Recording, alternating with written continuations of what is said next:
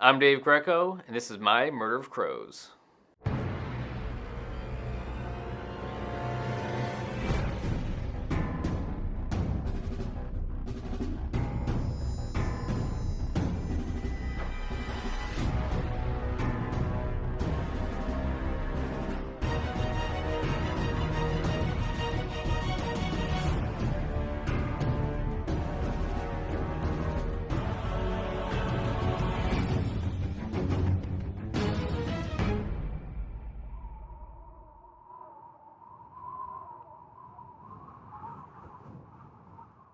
I'm Dave Greco, lead concept artist here at WARCRAFT Entertainment.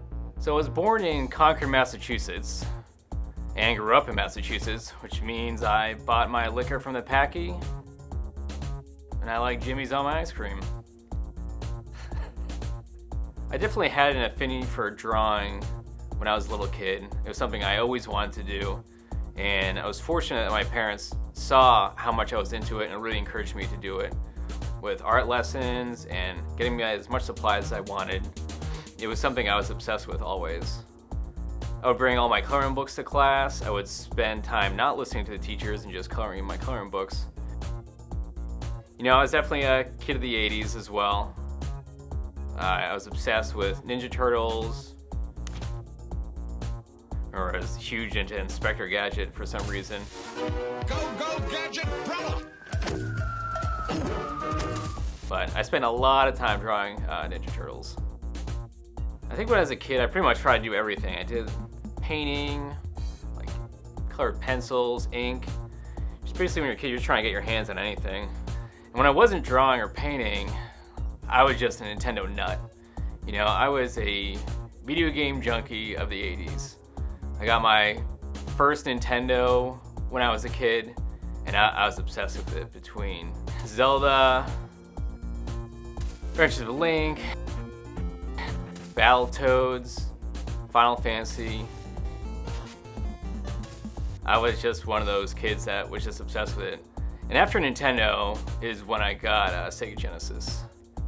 Yeah, I was obsessed with my Genesis. I had that, I had a Sega CD, I had the Sega 32X that came out for it.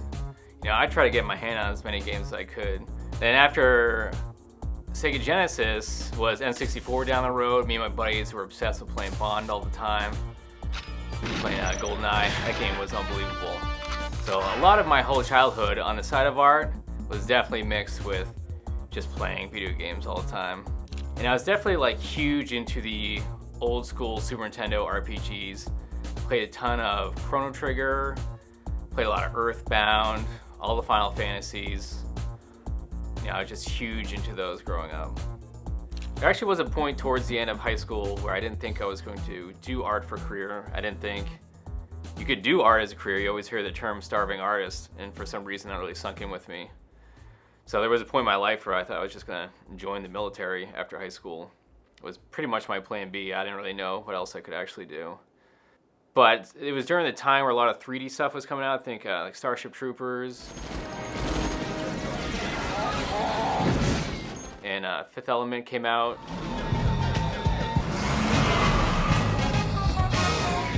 There was something about all the 3D happening movies that really struck me to get back onto a computer, and I started teaching myself 3D at home using Lightwave or 3ds Max. And then getting back into that whole mentality, it actually made me go back to drawing once again, getting back into painting and pencil and paper.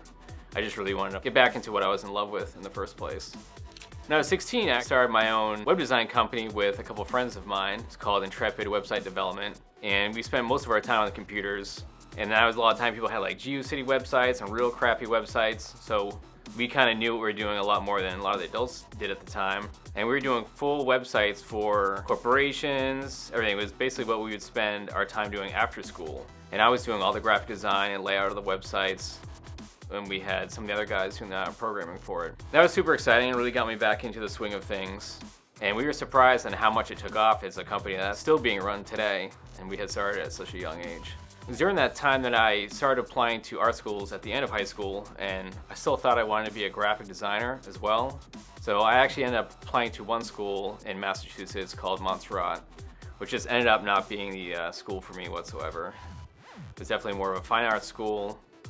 And so I ended up taking a year off of school after that to work at Intrepid full-time with a couple buddies, which was great. We lived in our own place. Then we all went to work together. It was a pretty awesome year. During that time, I had heard about Ringling down in Sarasota, Florida. No, not that Ringling. So I actually applied to Ringling.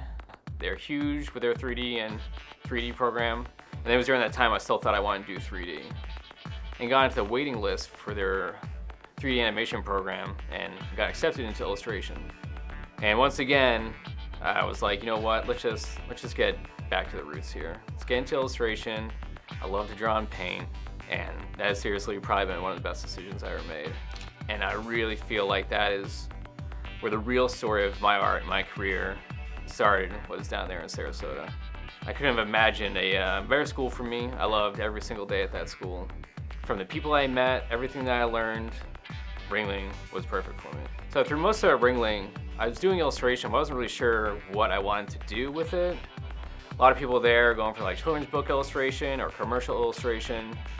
You know, some of the stuff seemed to be kind of dying off, like not doing as much editorial illustration anymore or stuff for newspapers or print.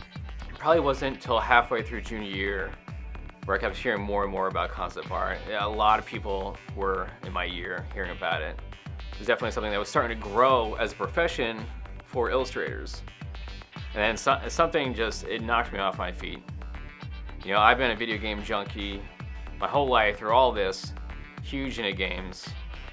I couldn't think of a better fit for myself. So all my plans for what I was working on portfolio-wise totally changed junior year. I knew that's exactly what I wanted to do. So senior year usually is portfolio time to submit to other studios. Ringling's fortunate enough that we have a lot of companies that come into the school to look at your work. You know, sometimes they'll interview you, sometimes they'll even give you a job offer. So you have lots of companies come in, even companies that come in that don't even plan on having a job opening. For some reason, they just like to show up. So everyone always floods those things, dropping off portfolios. And I can definitely say there was a time during that day that basically created the entire path of my whole life, when I write now. And it was when EA came to the school. They had showed a presentation. I actually didn't think I was going to submit a portfolio.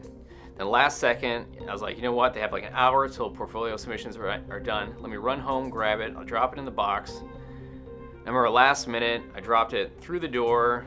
And what happened was I actually got a call back from them and went down. Interview went really well. And there was a lot of people down there getting interviews. You just kind of talked about your work and what you're looking to do after school. So went back to my apartment. And it was known that if you got a second call back, that you're probably going to get a job offer. The buzz is kind of going around, a lot of people were emailing. And then I got a call from the school later that day to come back, they want to talk to me. So I was pumped, I was like, holy crap, this might actually happen. So I go back in there, I'm waiting, and then they come out and tell everybody that, okay, thanks everyone for coming down. They've talked to everyone they need to. So I was like, wow, why did I even get called down here? They didn't even talk to me. And I'm getting up to leave, and before I know it, some other kid walks up to me. I never even met this kid before. And he's like, are you Dave? Dave Greco?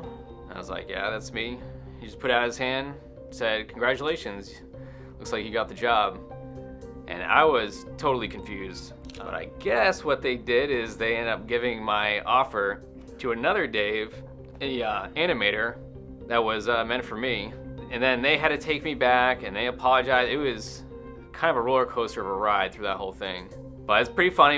He ended up getting a job at the same place, and we actually became friends after. He works for Blizzard right now, so I think it worked out well for him as well. So I was really lucky that I got a job offer even before I graduated. I had no pressure going through graduation or anything like that, knowing I still had to find a job after school. They gave me an offer. It was to move from Sarasota to Orlando to work at EA Tiburon.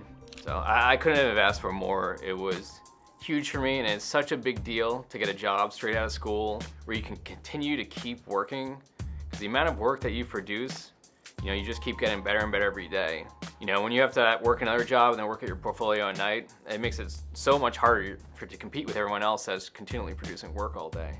So right after graduation, packed up, moved to Orlando. I lived with a couple other interns that were interning at EA at the time. And that is when I started on my first title which was Madden 2006. I was actually hired as a texture artist. During that time, you could actually be an illustrator and then actually just go into being a texture artist without even knowing the software. We were just working on Xbox and PS2, so it was just flat texture maps, you know, like 256 by 256 maps. They were just painted really well. I didn't have to know anything about shaders or anything else like that. So that changed pretty much like a couple years after, but it got me in the door, and that is huge for the industry. If you can just get in the door, that is like the biggest hurdle. And one of the things that really stands out while working on Madden was at one point I was actually included into the game. My art director came over to my desk one day and asked if I just wanted to be the shot of the tattoo guy that would be in there. And so we just took a photo of me sitting in my cubicle, and I edited out my Wacom pen out of my hand and just threw in a tattoo gun and changed the background. And I became Jesse the Tattoo Guy. What'll it be, big guy? I end up in the game. Actually ended up being on the back of the box for the PC as well. I feel like probably once in a career kind of thing, and it happened right off the bat. So it was pretty awesome the first year. I just loved even being in a studio setting, having a real professional job. It meant everything. I almost didn't even care what I was doing. But during that time, I was really fortunate that I put my portfolio in that day because I was also there through a coworker of mine that I ended up meeting my future wife, Heather. One of the girls that worked there at HR EA that we would go out and hang out with sometimes ended up being one of her good friends that would come out with us. So I always think back of like, what if I just didn't put my portfolio in that day? How different this whole turn of things might have come. But we met that year and we started dating in Orlando, my first year at EA. And during that time during EA, I worked on Madden and then moved over to the Superman Returns team, which people that can remember that game or people that remember working on that game was not the greatest ride of our life. It was pretty stressful. I was dealing with kind of the transition from Xbox to Xbox 360, which means as a texture artist, I had to start crash coursing myself on Maya pretty hard. But during this time, I also knew that this isn't exactly what I wanted to do. I want to do concept art. I need to get into concept art, and I'm just trying to channel my way through. It was tough to break into the concept team already at Tiburon. So at one point, I think there was kind of a breaking point, and I really wanted to try to find my footing elsewhere. I ended up resigning from EA in 2006 to try to find a job somewhere else. So shortly after EA, I had a couple of friends that moved up to New York to work at a studio called Chaos Studios, owned by THQ. They were starting a new project, and I was like, I need to get into a concept job somewhere. If I can just get my foot in as a concept art somewhere, I can really start laying the groundwork for what I want my career to be. So they sent me a take-home test, and all they said in the description was like, we just need an old battlefield war zone village. And for some reason during that time when I thought of like a battlefield war game, I thought of some type of World War II game. So I painted this picture of this European town with a couple tanks hanging out in it. And I remember it had to be like a really photorealistic looking piece with photo sourcing. And I remember to wrap up the piece, I put like one Nazi flag hanging out right in the middle of it, right on this tower. And I sent it over to him, and I remember in the phone call later, like, we just have to ask you about one thing. We're just wondering why you threw the swastika in there. And I was confused at first. I thought, and I had to explain to him that it was actually a World War II piece.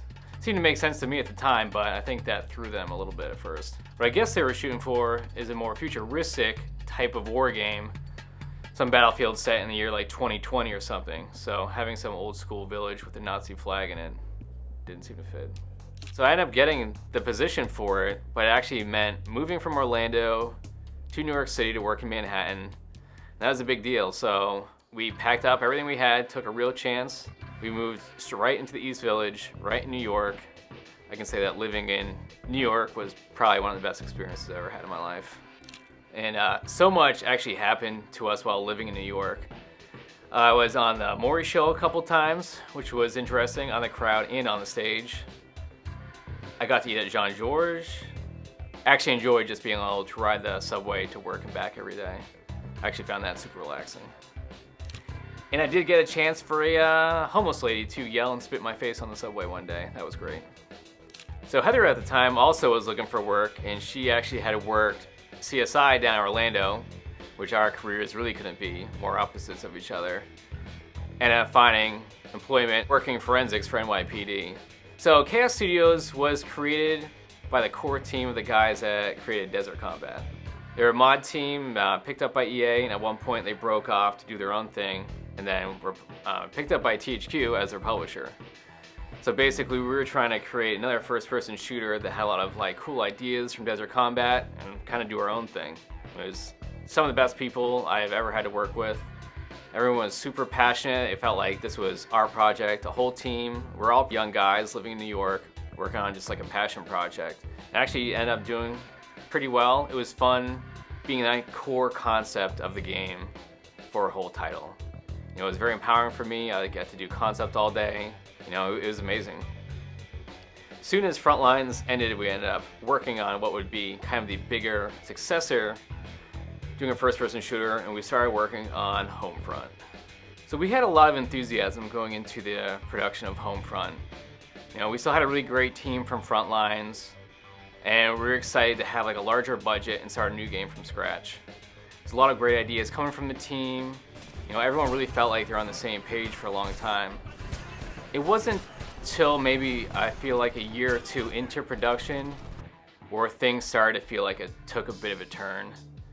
I think THQ was having its own issues at the time, and that started to creep down into our studio. I think the bar was being raised on what we had to deliver, and we were still a pretty young team trying to get as much done as possible. I think a lot of people can attest to the fact that HOMEFRONT became a death march for the studio, for the team. It was one of those projects that didn't run smoothly. It went on for a long time. We changed vision a couple times on it. It was me and one other concept guy working in the same room. We were going crazy trying to crank out as much as we could for this game. We changed directions from it being a game that took place in a flooded New York City to Midwest USA. We went from a Chinese occupation to a North Korean occupation. We had management issues. It was very trying at times. So we finally got close to wrapping up HOMEFRONT. The studio felt like it was collapsing. People didn't know what was going on with THQ anymore. And like a lot of people know, this was around the time where THQ started to go bankrupt. It was kind of panic. We didn't know what was going to happen at all. All we know is we were crazy, over budget it seemed. We've been working for years on this game. Modern Warfare came out during the time of this game, and we started to feel like we were living in the shadow of it. So we had to modify our game heavily to adapt to it. But I think even before we even went gold, I think I ended up quitting.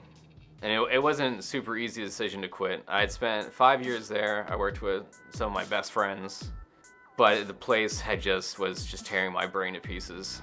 So we were stuck in New York.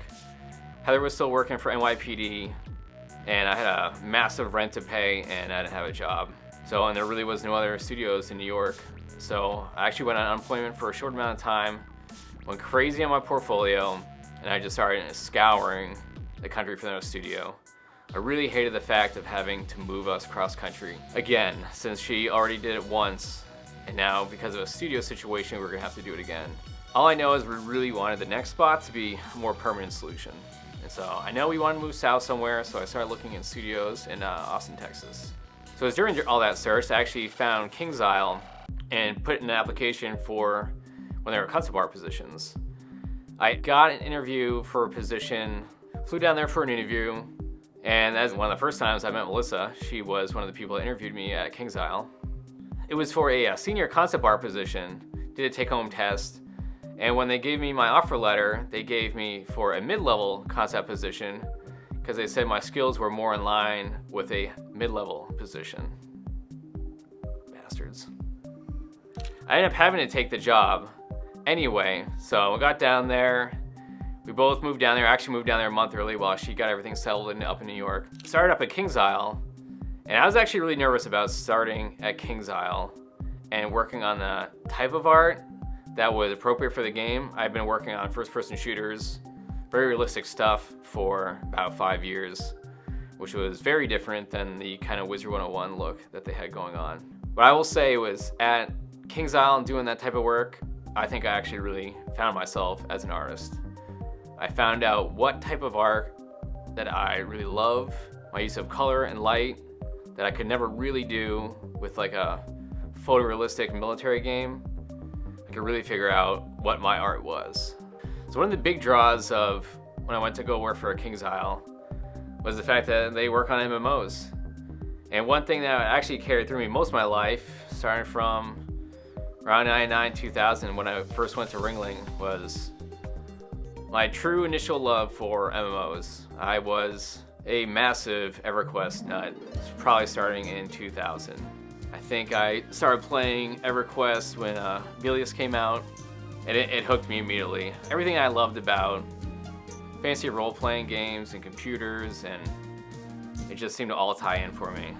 I raided heavily in EverQuest as a gnome enchanter, all the way through, I think Gates of Discord is around when I really stopped playing.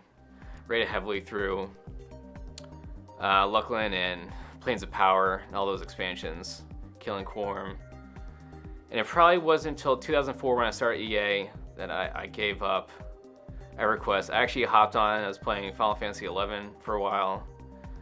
But that was tough. That seems like one of those games you could only play when you're a single person. Couldn't really play solo at all, and even the group play was such a pain. But it was in November of 2004, obviously, most people know that day. That's when World of Warcraft was launched. I started playing World of Warcraft in the open beta that came out, and I was playing with a bunch of friends. We actually had a whole EA guild that we had a mailing list at EA that everyone played on, and that definitely drained many years of my life. During THQ, I had a good friend that actually got me into EVE Online. And basically, EVE Online, which I still have an active account today, is definitely one of the best MMOs I've ever played. It's something I still hold super dear to me. I played EVE pretty much from 2009, which I still felt like I was coming on late even at that point, till I'll still pop on once and again right now. I've done everything from living in high sec to null sec to wormholes. I actually spent most of my time living in a wormhole space, living in a C6 with no holds barred, living in Polaris for a long time. And I really miss the people that I played with. A lot of them had moved on, which kind of killed some of the enjoyment for me. It just wasn't as fun doing my own thing on there sometimes. But going down to King's Isle, knowing they work on MMOs, even if they were kids MMOs, I was like, I just want to work on these things. I love MMOs so much. I can't even play single player games anymore. And what was great about King's Isle is they really let me do my work and end up just incorporating into what their style was. So I could just keep going with that. And it was also during this time that I obviously met Todd Coleman. You know, he was the head of the company. At first, at the start of the project, I didn't have too much contact with Todd. I usually kind of met with Melissa most of the time. During that time, they had started me on Pirate 101, which was, I'd say probably like midway through production maybe. And actually during that time, I think my skills showed past my initial take-home test where they quickly bumped me up to senior and then bumped me up to lead concept art. During that time I was the lead of 7 other concept artists. I was the 8th member, and we had a pretty large functioning team. There's some really amazing people that came on board, and it was awesome just to be able to work with so many other talented people. Yeah, so at King's Isle, I just loved all the work they had me doing. I loved doing the character work. It was great. They gave me a ton of freedom there. I was able to work on the marketing stuff. I worked on the GameStop image that was on all the counters at GameStop. I got to do posters that are available at Walmart.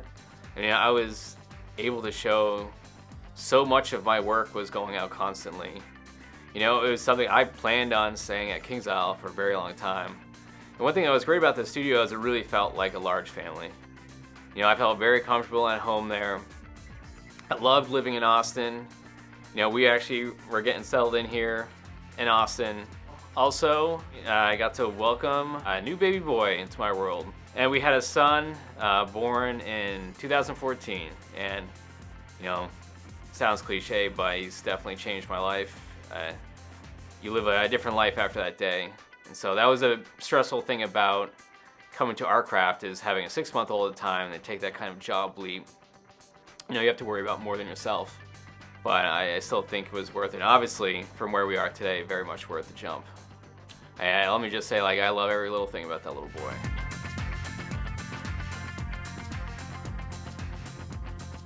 It was during that time we actually heard that Todd had left King's Isle. I didn't really know the reasons. Todd and I had gotten pretty close over the years. We had started working on some unreleased projects, working side by side. And we always just seemed to work super well together. So it was definitely sad when he left. It felt like a kind of a big heart of the studio had left with him. But I was still pretty content with my job. And it wasn't until a year and a half later after he had left that I just got a message one day saying, hey, do you want to go get lunch? I mean, I hadn't heard from Todd in a year and a half. So I was like, yeah. I was like, I had a feeling he was probably doing his own thing. I was like, hey, I'll go have lunch. It can't hurt to talk. And I was like, I don't plan on leaving this position, so I don't know what he's going to talk to me about because I'm pretty set here. And all I know is I went and got lunch with him that day, and then I left that lunch thinking, I think I'm going to quit my job. So whatever Todd said, he's pretty good at it. So it took quite a bit of thinking. It was actually really stressful to leave what was a comfortable job and to just take a total risk on a startup company that may or may not work just based on even a Kickstarter to see if even that works. But there was something about working from the ground level on a real passion project again. I think every artist strives for, like, I want to be on the ground floor of something that becomes great. You know, you see all these behind the scenes footage of all these things like, oh, we were just like 10 guys working on something and, you know, it ended up being something major. You know, I talk about Ninja Turtles as a kid. I find it so fascinating just to hear about the guys that were just, you know, sitting on the couch drawing a couple weird little turtles that had ninja masks on. You know, I just want to be a part of that one time in my life, my career. So if you're not willing to take those chances, then you're never going to find it. So I knew, I was like, this is what I got to do. So it was tough. It was hard to walk in and put in my notice, but that was something that I'm still confident, I'm still happy that I did it. Now Todd owns my life. And so it was great, even when Todd talked to me about what they're trying to do for WARCRAFT, is going back to Todd's love for MMOs and Shadowbane, which I also played in college. And so I was like, this is a perfect fit. This style, it's a more grown-up, gritty version that's still stylized art that I love to do, and an MMO. I was like, I don't know how I couldn't do this. And then Todd and I always worked so great together that it just felt like a no-brainer. So I didn't even care what the situation was, I was willing to do it. So I started WARCRAFT in August of 2014. And we had like a little corner set up at the at Tech Ranch here in Austin. So that's where I got to meet Gordon Walton for the first time. I actually had a bunch of friends that I worked with Gordon in the past, and they always said nothing but great things about him. So I was super looking forward to meeting someone with as much experience as him also. And everybody on the team I knew I was about to meet had just tons of experience, tons of MMO experience. You know, I got to meet Blair, and I love picking Blair's brain about old EverQuest stuff since I was old EverQuest nut back in the day. And basically, we just hit the ground running. You know, we basically didn't have anything drawn out that we want for this game. I had a lot of ideas swimming in my head. Todd definitely had a vision that he was looking for. And I was like, let's just start drawing. Let's see what style we can make and produce off this. And then some of the first pieces I ended up doing was a picture of the Knight, the Frostweaver, and the Legionnaire with the moon behind them. And that basically kind of started as what kind of style we might want to shoot for these characters, and maybe that style from those characters will help define the rest of the world. You know we wanted something that almost felt like figures. They were stylized, but not cartoony. Almost like they're sculpted, but could have some like grit to them, you know? So also, during all this time, I still love to do like side work. I've done work for Games Workshop, work on a Warhammer and Warhammer 40K. Done work for Privateer Press and War Machine. They're all unbelievable companies to work for, and I'm always appreciative of the extra work they give me. I love working on it. So outside of the studio, I still love to do work for myself and personal work. You know, it's really nice to be able to get out and just work on whatever you want. So I still do like lots of fan art. You know, I might get inspired by a movie I saw. So it's nice just to try some new styles, and you don't have anyone kind of art directing you. You kind of become your own art director. But everything so far, even from the Kickstarter, working here has been unbelievable. From figuring out the character designs, to how all the gods look,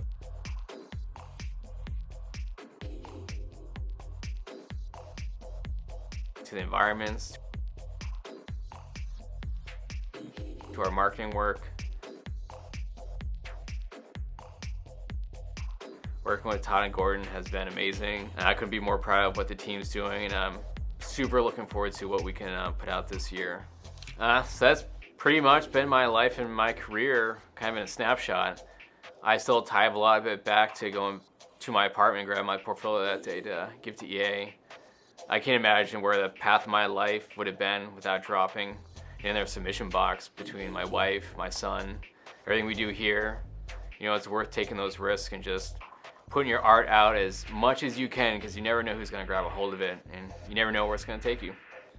All right, thanks for watching.